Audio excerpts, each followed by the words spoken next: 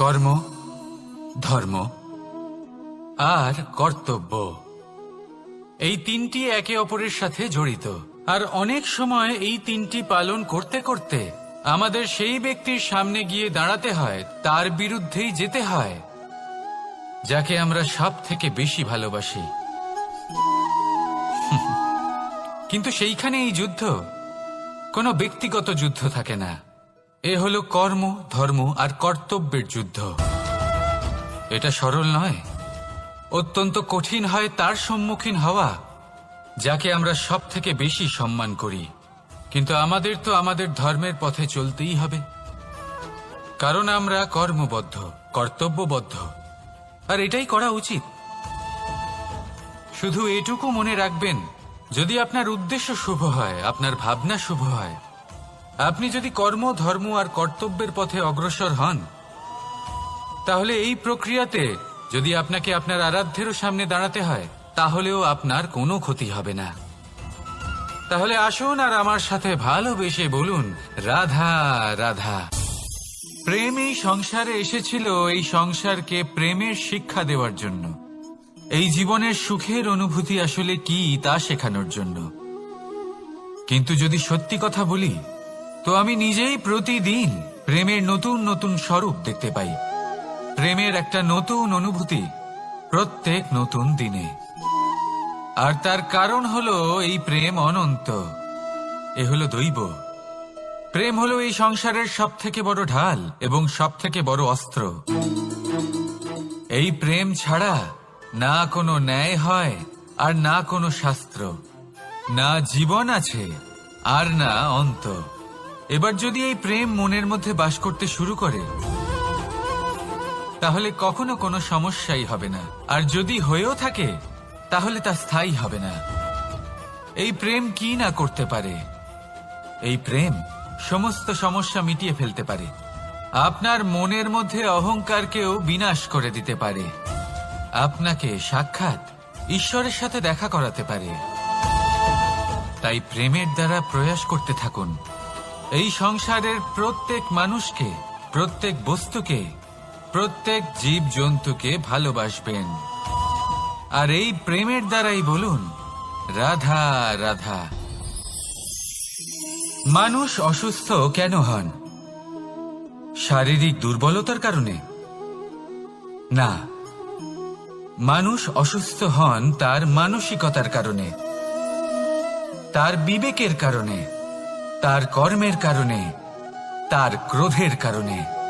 আর যখন কেউ সুস্থ হন, ঠিক হয়ে যান, তার মানে এটা নয় যে শুধু ওষুধের জন্য তিনি সুস্থ হয়েছেন। না, এটা কারোর তার প্রতি প্রেমের প্রভাব, বিশ্বাসের প্রভাব, সম্বলের প্রভাব।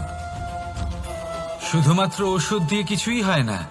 যদি মনে প্রেম থাকে, বিবেক থাকে, বিশ্বাস থাকে, সম্বল থাকে, তবেই সেই ওষুধ কাজ করতে পারে। তাই মনে রাখবেন, এই জীবন হলো অত্যন্ত ছোট। মনে প্রেম ভাব রাখুন, মিত্রতা করুন, শত্রুতা নয়, ভালোবাসুন, বিদ্বেষ নয়। আর এই ভালোবাসার সাথেই বলুন, রাধা রাধা। জীবন, এই জীবনের সত্য কি? জন্ম, যেখান থেকে জীবন আরম্ভ হয়, নাকি সমাপ্তি? মৃত্যু, যেখানে জীবন শেষ হয়ে যায়। জীবনের সত্য এটা নয়, সব কিছু এটা নয়। ভালো করে ভেবে দেখলে কিছুই যায় আসে না যে আপনার জন্ম কোথায় হয়েছে, কিভাবে হয়েছে। এতেও কিছু যায় আসে না যে আপনার মৃত্যু কোথায় হবে, কিভাবে হবে। যায় আসে তখন, গুরুত্বপূর্ণ হলো এটাই যে জীবন আপনি যাপন করেছেন তার উদ্দেশ্য কি ছিল, কি ভাবনা নিয়ে আপনি বেঁচেছেন। এখন যদি আপনি এমন কিছু করেন যার দ্বারা এই সংসার আপনার থেকে জীবন যাপনের প্রেরণা পেতে পারে, মৃত্যুর পরেও আপনার কর্ম দেখে তা স্মরণ করে জীবনে বাঁচতে শেখেন, তাহলে তার তাৎপর্য হলো আপনি নিজের কর্মের দ্বারা, নির্বাচনের দ্বারা অমর হয়ে গেছেন। দেখুন, জীবনে দুশ্চিন্তা করা হলো বৃথা, মৃত্যুর ভয়ও হলো বৃথা।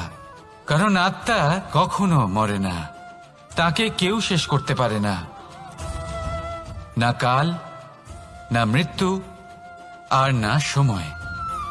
যদি এমন কিছু থাকে যা আপনার আত্মাকে শেষ করে দিতে পারে, তাহলে তা আপনারই নিজের দুষ্কর্ম। তাই এই যে জীবনকাল আপনার কাছে রয়েছে, তাতে শুধু শুভ কর্ম করুন, দুশ্চিন্তা করা ত্যাগ করুন। এমন কর্ম করুন যা দেখে সংসার উচিত পথে চলে আসবে, শুভ কর্ম করবে। যদি আপনার মৃত্যুর পরে সংসার আপনাকে স্মরণ করে শিক্ষা লাভ করে, উচিত পথে চলে, প্রেরিত হয়, তাহলে আপনিও অমর হয়ে যাবেন। আসুন আমার সাথে ভালোবেসে বলুন, রাধা রাধা। কথায় আছে, যা কিছু অন্তর থেকে নিঃসৃত হয় তা অশুভ হয় না। অশুভ হলো সেই বোধ, সেই ইচ্ছে যা অন্তর থেকে নিঃসৃত হলেও কখনোই বিবেকের দ্বারা পরখ করা হয় না। এমনই একটা অনুভূতি হলো ক্রোধ। এই ক্রোধ আপনার বিবেকই হরণ করে নেয়, আপনার করুণা হরণ করে নেয়। আপনি ভাবনা চিন্তা করার যোগ্যতাই হারিয়ে ফেলেন। এবার যদি আপনি সংসারকে নিয়ন্ত্রণ করতে চান, ভবিষ্যতের ওপর নিয়ন্ত্রণ রাখতে চান, বর্তমানের ওপর নিয়ন্ত্রণ রাখতে চান, তাহলে প্রথমে নিজের ক্রোধের ওপর নিয়ন্ত্রণ করা শিখতে হবে। কারণ এই ক্রোধ আপনার বন্ধু নয়, এ আপনার শক্তি নয়, এ হলো আপনার দুর্বলতা। আর এটা শত্রুর শক্তি বাড়িয়ে তোলে, আর শেষ পর্যন্ত ক্ষতি আপনারই হয়। তাই এই ক্রোধকে নিজের নিয়ন্ত্রণে রাখুন। অশুভ মন্তব্য আপনা থেকেই অসফল হয়ে যাবে। আসুন আমার সাথে ভালোবেসে বলুন, রাধা রাধা। প্রশান্তি জড়িত নিদ্রা মানুষের জীবনের একটা অত্যন্ত গুরুত্বপূর্ণ সুখ এবং প্রয়োজনীয়তাও।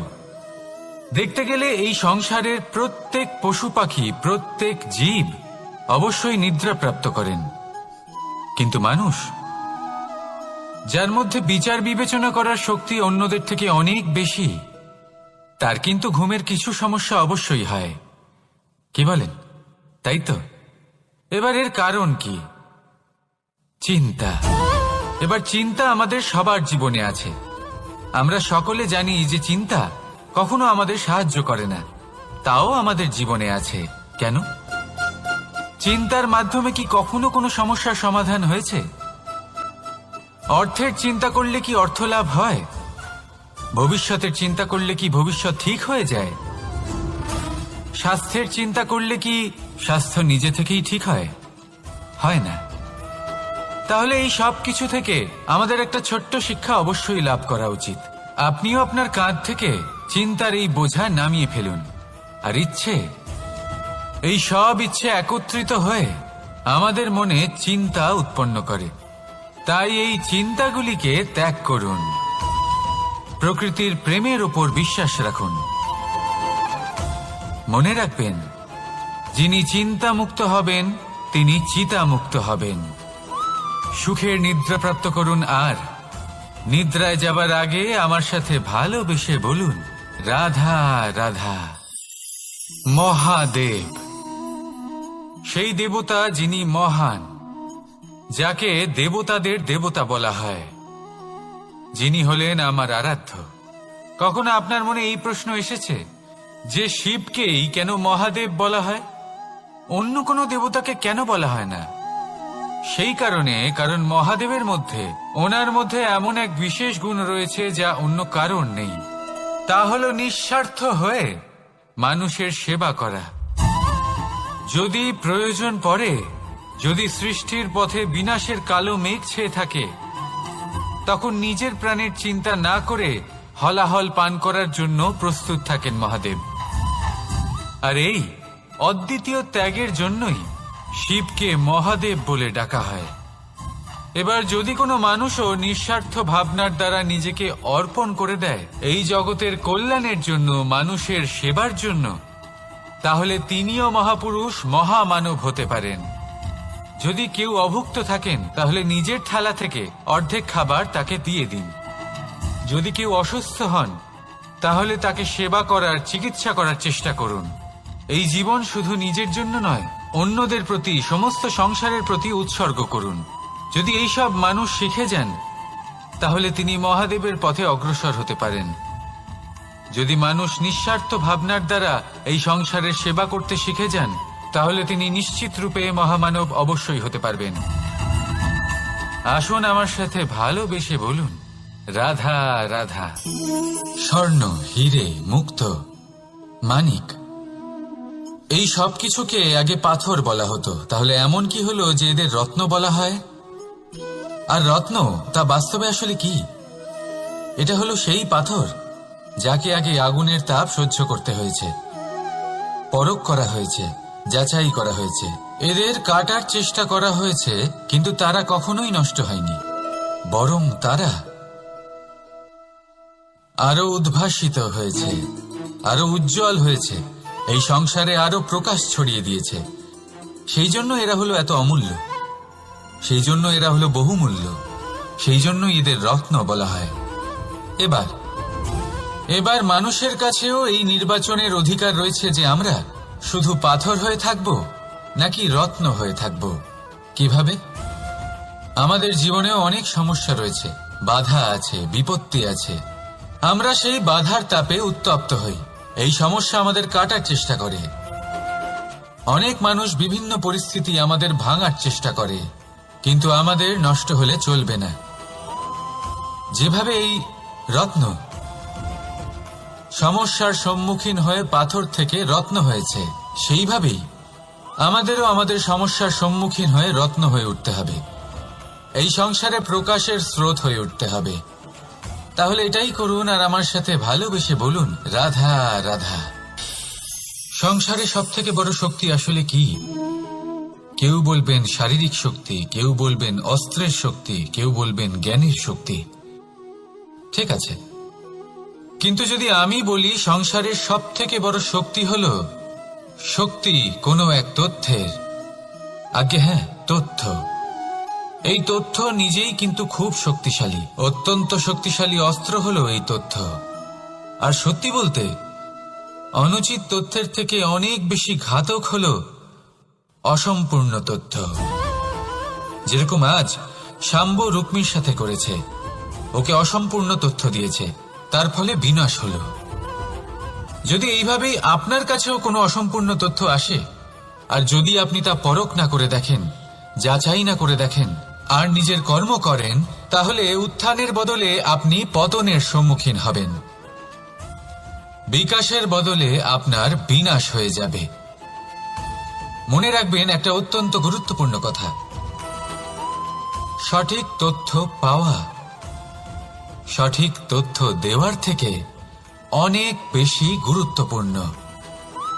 আশা করি এই কথা আপনি বুঝেছেন। জীবনে যখনই কোনো তথ্য আপনি পাবেন, সেই বিষয়ে ভেবে দেখুন, পরখ করে দেখুন, যাচাই করুন, তারপর নিজের কর্ম করুন। আর আমার সাথে ভালোবেসে বলুন, রাধা রাধা। ধর্ম এবং প্রেম, এই দুই হলো একই মুদ্রার দুই পিঠ। যদি এদের মধ্যে কোনোটা নষ্ট হয়ে যায়, তাহলে দ্বিতীয়টাও থাকে না। কখনো ভেবেছেন এমন কেন হয়? তার জন্য আগে আপনাকে বুঝতে হবে যে ধর্ম আসলে কি। ধর্ম সেটাই যা এই সংসারের প্রত্যেক মানুষকে একে অপরের সাথে সুখ এবং শান্তিতে থাকতে প্রেরণা যোগায়। এই প্রেরণার আধার হলো প্রেম। প্রেম সেটাই যা আপনার মধ্যে অন্য কারোর প্রতি করুণাবোধ জাগিয়ে তোলে, সম্মান জাগিয়ে তোলে। এবার যদি প্রেম চলে যায়, তাহলে সবার আগে বিনাশ হবে সম্মান আর করুণাবোধের। এবার যেখানে না প্রেম রয়েছে, না সম্মান রয়েছে, না করুণা রয়েছে, সেখানে ধর্ম কিভাবে বাস করবে? অশুভ ইচ্ছে জাগ্রত হয়ে ওঠে, ক্রোধ জাগ্রত হয়ে ওঠে, অহংকার জাগ্রত হয়ে ওঠে, আর তারপর আরম্ভ হয় অধর্মের। তাই যা যা ভাবনা আপনার অন্তরে প্রবেশ করছে, করতে দিন, কিন্তু যাই হোক না কেন, এই প্রেমকে নিজের থেকে দূরে যেতে দেবেন না। এই প্রেমকে চিরকাল নিজের কাছে রাখুন, নিজের হৃদয়। আর এই প্রেম ভাব নিয়ে বলুন, রাধা রাধা। এই সংসারে আমাদের জীবনের সব থেকে বড় দোষ কি আপনি জানেন? কেউ বলবেন লোভ, কেউ বলবেন লালসা, কেউ বলবেন অসত্য। দেখুন, দুঃখের মূল কারণ হলো পরিশ্রম না করা। কিছু মানুষ ভাবেন যে আমি জীবনে কোনো পরিশ্রম করব না, অথচ আমি সবকিছু প্রাপ্ত করতে চাই। আর এমন এক কারণের জন্যই দূতের মতো খেলা আমাদের জীবনে প্রবেশ করার সুযোগ পায়। দূত। এই দূত আসলে কি? দূত অর্থাৎ কোনো পরিশ্রম ছাড়াই অন্য কেউ পরিশ্রম করে যা অর্জন করেছেন, যে সুখ সুবিধা অর্জন করেছেন, তা নিজের জন্য শুধুমাত্র একটা খেলার মাধ্যমে নিজের করে নেবার ইচ্ছে। আর এই ইচ্ছে অত্যন্ত বিনাশকারী হতে পারে। এই ইচ্ছে যদি আপনার বিবেক, আপনার মন, আপনার চেতনা, আপনার ভাবনা প্রবাহিত করে ফেলে, তারপরে আপনি চেষ্টা করতে শুরু করে দেবেন, আর সেইখান থেকেই আপনার পতন শুরু হবে।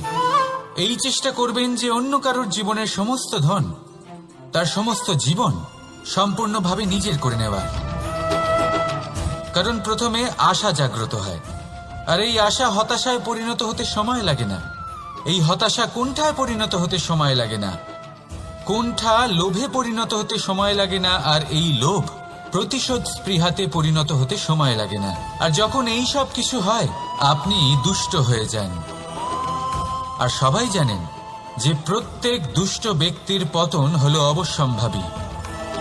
তাই নিজেকে দূতের থেকে দূরে রাখুন আর পরিশ্রমকে নিজের কাছে টেনে নিন।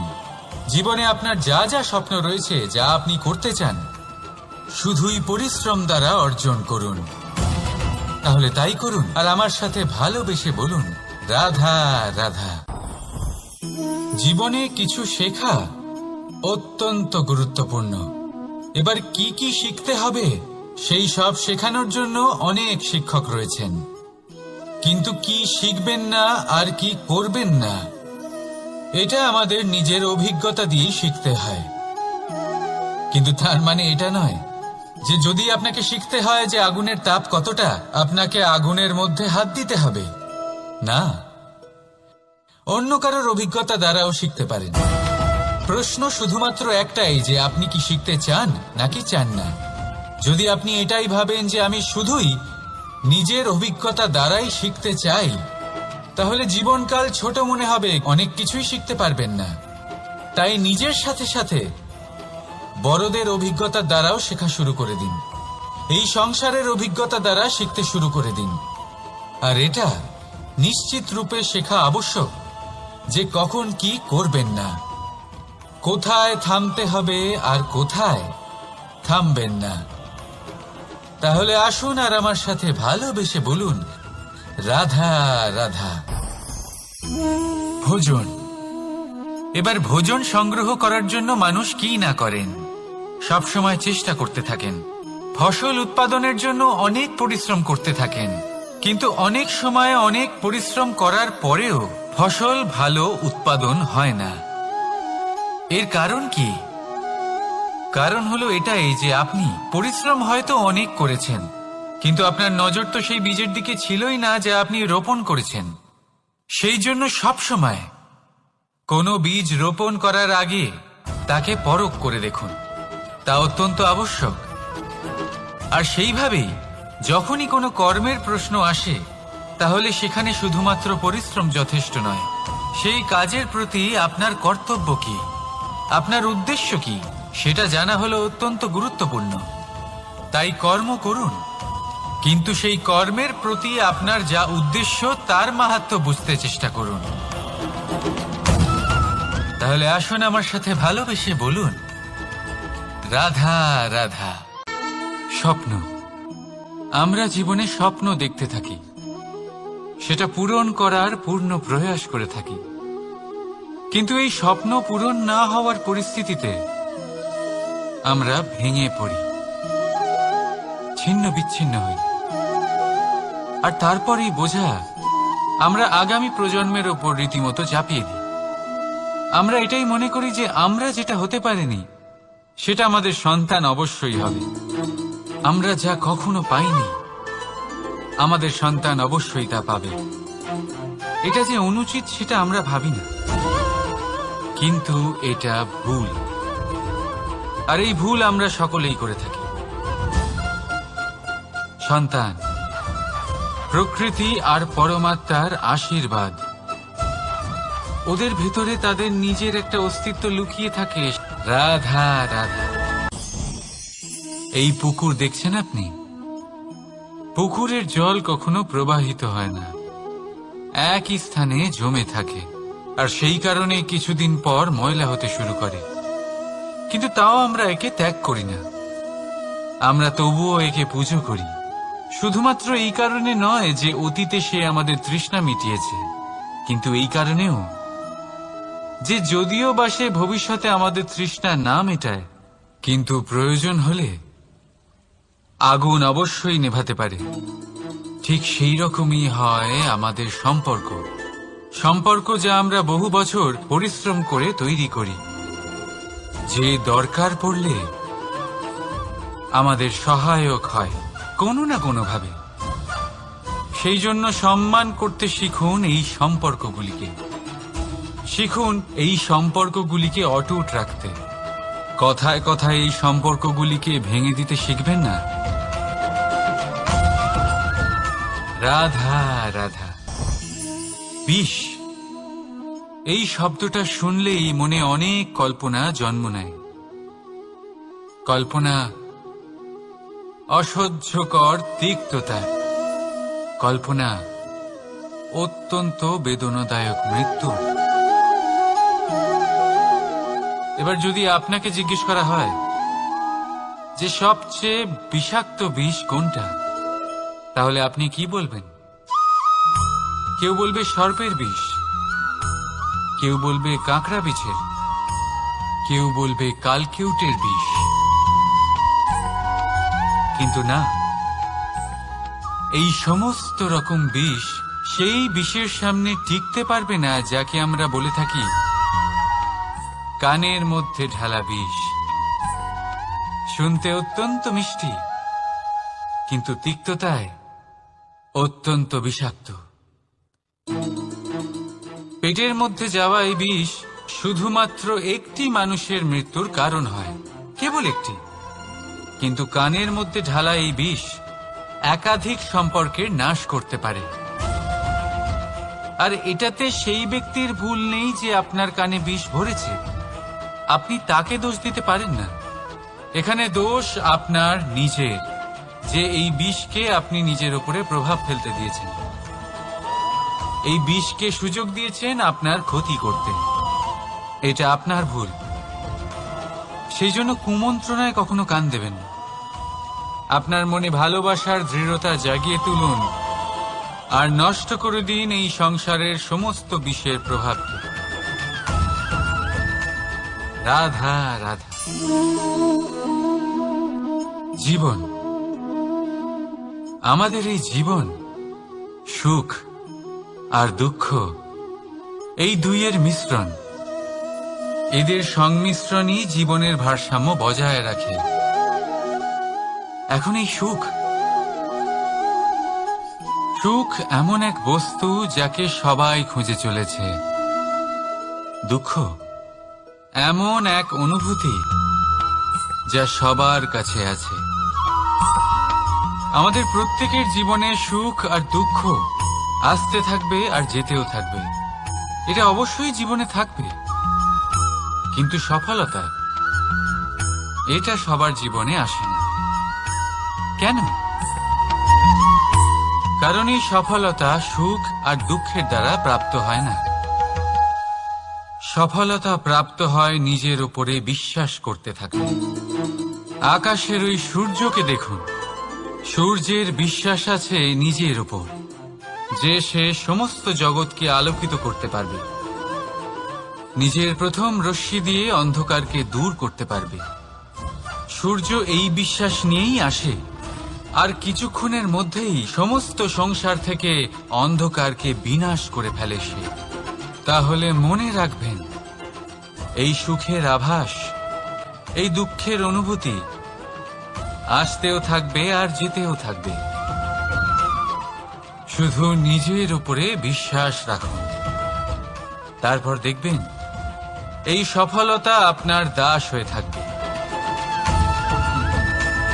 রাধা রাধা। চাঁদ, কত শ্রেয়, শুভ্র, কত সুন্দর। কিন্তু যদি আপনি মনোযোগ সহকারে দেখেন তাহলে দেখবেন এই চাঁদেও দাগ আছে।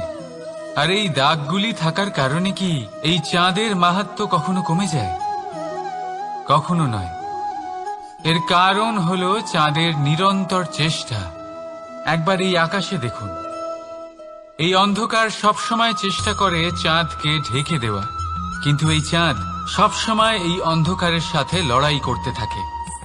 অমাবস্যা থেকে শুরু করে চাঁদের এই যাত্রা পূর্ণিমা অবধি পৌঁছেই যায়। আর তাই এই চাঁদের পুজো করা হয়। এই কারণে এই চাঁদকে মাহাত্ম্য দেওয়া হয়। এইভাবেই যদি আপনার মধ্যে কোনো দোষ থাকে, কোনো খারাপ কিছু থাকে, তাহলে সেটা কোনো বড় ব্যাপার নয়। চেষ্টা করুন সেটাকে শুধরে নেওয়ার। কিন্তু সেই কারণে নিজেকে খারাপ মনে করা, এটা অনুচিত। নিজের ভুলগুলো, নিজের দোষগুলো, নিজের খারাপ দিকের কথা ভুলে আপনি এই সংসারের ভালোর দিকে প্রস্থান করেই দেখুন না। আপনি দেখবেন আপনার অন্তরের তেজ ঠিকরে বেরোচ্ছে। রাধা রাধা। এই পিঁপড়েদের দেখছেন আপনি? সবাই একই রকমের। এদের মধ্যে তফাৎ খুঁজে বার করা অসম্ভব। মনে হয় যেন ওদের আলাদা আলাদা অস্তিত্বই নেই। কিন্তু যদি আপনি মন দিয়ে দেখেন তাহলে দেখবেন প্রতিটা পিঁপড়ের আলাদা কাজ নির্ধারিত। তাদের আলাদা অস্তিত্ব আছে। কেউ বাড়ি বানানোর জন্য মাটি সংগ্রহ করতে পটু, কেউ ঢিপি বানাতে পটু, কেউ খাবার খোঁজায় পটু, আবার কেউ সেই খাবার আনায় পটু। ঠিক সেরকমই হয় মানুষেরা। মনে হতেই পারে সবাই একই রকম, কিন্তু প্রতিটা মানুষের ব্যক্তিত্ব, প্রতিটা মানুষের অস্তিত্ব ভিন্ন হয়। আর সত্যি কথা বলতে কি, প্রতিটা মানুষের ভিন্নতাই আমাদের প্রগতির দিকে নিয়ে যায়। ভাবুন, যদি আপনাকে কারোর সাথে হাত মিলিয়ে চলতে হয়, তাহলে আপনাকে আপনার সোজা হাত তার উল্টো হাতে ধরে এগোতে হবে। এটাই সৃষ্টিকর্তার সৃষ্টির নিয়ম। ভিন্নতা, এই ভিন্নতাকে আশীর্বাদ ভেবে চলুন। এতে কোনো খারাপ নেই। রাধা রাধা। দাদা আমাকে বহুবার জিজ্ঞেস করেন যে কানাই, তুমি রাধার সাথে এই সংসারকে প্রেম শেখাতে এসেছো, তাহলে কেন তুমি রাধাকে এত বিরক্ত করো? কেন ও তোমাকে বিরক্ত করে? কেন এই ঝগড়াঝাটি হয়? কেন এই টানাপোড়েন চলে? এবার এটার উত্তর আমি কিছুটা এইভাবে দিতে চাই। পিঁপড়ে সেই বাড়িতেই প্রবেশ করে যেখানে মধু উপস্থিত আছে। যদি আপনার বাড়িতে মধু থাকে, কোনো মিষ্টি জিনিস থাকে, মিষ্টত্ব থাকে, তাহলে পিঁপড়ে সেখানে অবশ্যই প্রবেশ করবে। ঠিক এইরকমই হয় আমাদের সম্পর্ক। এর মধ্যে ছোটখাটো ঝগড়াঝাটি, টানাপোড়েন, রাগ করা, মন ভাঙানো, এই সব তো চলতেই থাকে। বিশেষ করে সেই সম্পর্কগুলিতে যেখানে মিষ্টত্ব আছে।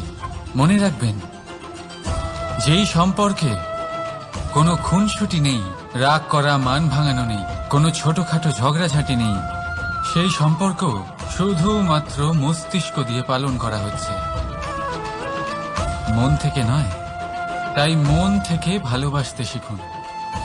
আর এই ছোটখাটো ঝগড়াঝাটির, এই অম্ল মধুর খুনসুটির আনন্দ উপভোগ করুন, কারণ এতেও ভালোবাসা আছে। রাধা রাধা। এই পুস্তক বড়ই কাজের জিনিস। কাহিনী হোক, কবিতা হোক, স্মৃতি হোক, এতে যাই লিখে দেবেন তা ভবিষ্যতের পুঁজি হয়ে যাবে। কিন্তু যদি কখনো এমন হয় যে এই পুস্তক ময়লা হয়ে যায়, বা যদি কোনো পাতায় আপনি ভুল করে কালি ফেলে দেন, বা কোনো বাক্য লিখতে গিয়ে আপনি ভুল করে ফেলেন, তাহলে আপনি কি করেন? সেই পুস্তক কি আপনি তুলে ফেলে দেন? না, তাই তো। শুধু একটা পাতা ছিঁড়ে ফেলেন যাতে সেই পুস্তক সঠিক থাকে, সুন্দর হয়ে ওঠে। এই পুস্তকের মতোই হয় আমাদের সম্পর্ক। তার সেই এক পাতা, একটা ভুল। তাই যে কোনো সম্পর্কে যদি কারোর কোনো ভুল হয়ে গিয়ে থাকে, তাহলে সেই ভুলকে সম্পর্ক থেকে দূরে করা সঠিক হবে। সেই ভুলকে ভুলে যাওয়াই সঠিক হবে। সেই সম্পর্ক ভাঙা নয়, সেই সম্পর্ক সামলে রাখুন। কারণ ভুল তো সবার দ্বারা হয়। যদি এরকম করেন, তবেই জীবনরূপী পুস্তক আরো সুন্দর হয়ে উঠবে।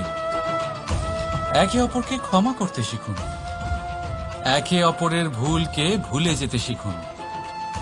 তারপর দেখবেন এই জীবনে আরো আনন্দ আসবে, আর এই সম্পর্ক নিঃশ্বাস নিতে থাকবে। রাধা রাধা।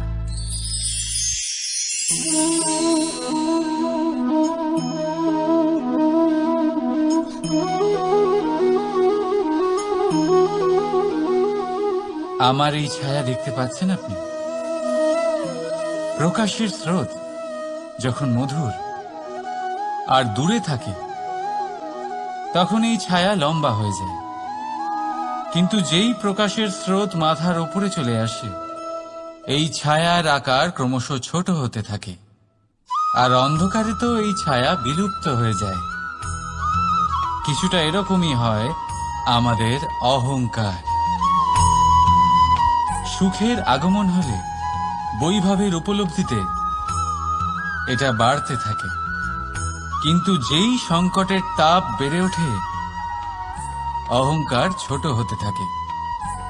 আর যখন সংকটের এই অন্ধকার আমাদের চারিদিক থেকে ঘিরে ধরে, তখন এই অহংকার আমাদের ছায়ার মতোই বিলুপ্ত হয়ে যায়। তাই সেই কারণে আপনার জীবনে কেউ নয়, এই আত্মসম্মান নয়, এ হলো অহংকার। আর অহংকার আর কিছুই নয়, শুধু পতনের দিকে প্রথম পদক্ষেপ। আর এই জীবনে পতনের দিকে নয়, প্রেমের দিকে এগিয়ে যান। আর আমার সাথে ভালোবেসে বলুন, রাধা রাধা। আপনি কি কখনো ফলে ফুলে পরিপূর্ণ বৃক্ষ দেখেছেন? তার ডালগুলো কিরকম স্বাধীনভাবে বেড়ে ওঠে। কিন্তু যদি এই ডালগুলো মূলের সাথে ঠিকভাবে যুক্ত না থাকে, সেই বৃক্ষের মূলগুলি গভীর না হয়, তাহলে কি হবে? তাহলে কি সে সেই সব সুবিধা পাবে? কখনোই নয়। সেই বৃক্ষের ডাল পড়ে যাবে, সেই বৃক্ষ ভূমিষ্ঠ হয়ে যাবে। ঠিক সেইভাবেই চিন্তাভাবনার স্বাধীনতার আনন্দ আপনি তখনই আস্বাদন করবেন, যখন আপনার শিক্ষা গভীর হবে। তাই স্বাধীন থাকুন দৃষ্টিভঙ্গিতে, কিন্তু যুক্ত থাকুন শিক্ষার সাথে। রাধা রাধা। সমাজ, আমরা এই সমাজে বাস করি, আর বহুবার একটা গুরুত্বপূর্ণ কথা ভুলে যাই। এই সমাজ আমরা সকলে মিলে তৈরি করি। সমস্ত সময় কাটিয়ে দিই এইটা ভাবতে ভাবতে যে এই সমাজ কি ভাববে, আমার কি করা উচিত, আমার কি ভাবা উচিত, কি পড়া উচিত, কোনটা সঠিক কোনটা ভুল। যদি আমি এটা করি, তাহলে কয়েকজনের এটা মনে হবে না তো যে আমি খারাপ, যখন আমি তা নই। মনে ভয় উৎপন্ন হয় সেই কয়েকজন মানুষের জন্য। তার কারণ হলো আমরা আমাদের মনের কথা শুনতে পাই না, না শুনতে পারি, না বলতে পারি, আর না করতে পারি। সেই কয়েকজন মানুষের ভয় আমরা খারাপের বিরোধিতা করা ছেড়ে দিই। কিন্তু কখনো নিজেকে জিজ্ঞেস করুন, শেষ পর্যন্ত কারা এই কয়েকজন মানুষ? এই সংসারে প্রতিটি মানুষেরই নিজের আলাদা আলাদা ব্যক্তিত্ব আছে, আলাদা দৃষ্টিভঙ্গি আছে। তাই যদি আপনি এটা ভাবেন যে আপনি সবাইকে খুশি করতে পারবেন, তাহলে আপনি ভীষণ বড় ভুল করছেন। জীবনে কর্ম তাই করুন যাতে আপনার অন্তরাত্মা সন্তুষ্ট হয়, আর অন্তরাত্মা সন্তুষ্ট তখনই হবে যখন আপনার কর্ম শুভ হবে। তাই নিজের মনের কথা শুনে এই সংসারে শুভ কর্ম করতে থাকুন, তবেই এই সংসারের কর্মে আপনি সার্থক হবেন। রাধা রাধা। এই পাতাকে দেখুন, কত কোমল, কত শীর্ণ। যদি এর উপরে একটুও জোর খাটান, বেঁকে যাবে। পাতা তো এরকমই হয়, একটু জোর খাটালেই তা বেঁকে যায় এদের নমনীয়তার জন্য। কিন্তু ওদের এই নমনীয়তার জন্য ঝড়ে, বিপর্যয়ে ওরা ভেঙে পড়ার থেকে বেঁচে যায়। যদি এদের বদলে কোনো দৃঢ় বৃক্ষ হয়, তখন হাওয়ার তীব্র গতি সে সহ্য করতে পারে না, তার সম্মুখীন হতে পারে না, ভেঙে পড়ে যায় সে। ঠিক সেই রকমই হয় আমাদের সম্পর্ক।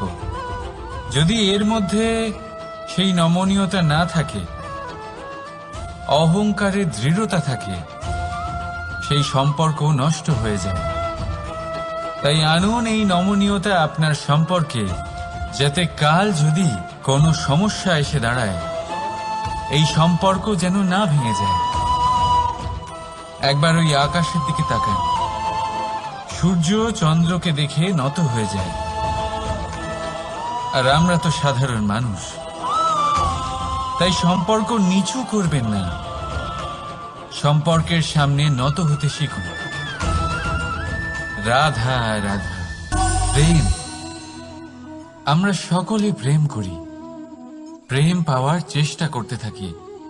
আর এমনও অনেক মানুষ আছেন যারা প্রেম অর্জন করেও ফেলেন, কিন্তু সেখান থেকে শুরু হয় এক নতুন অধ্যায়ের। আচমকা দুই প্রেমীর কিছু অনুচিত বলে মনে হতে থাকে, আচমকা দুজনে নিজেদের অস্তিত্ব নিয়ে বিচলিত হতে থাকেন। এবার এমন হলে কি করা যেতে পারে? এই হলো চুন।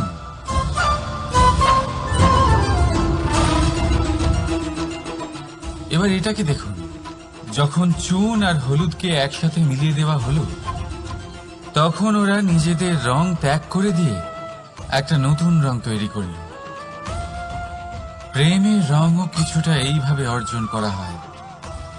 এখানে কোনো আমি থাকে না, শুধু আমরা হয়, শুধু একাত্ম হয়। সেই জন্য ত্যাগ করুন নিজের অস্তিত্বকে, আর মনের উত্তেজনাকে আলিঙ্গন করুন। তারপর দেখুন আপনার এই প্রেম আপনাকে কোথায় কোথায় নিয়ে যায়। রাধা রাধা।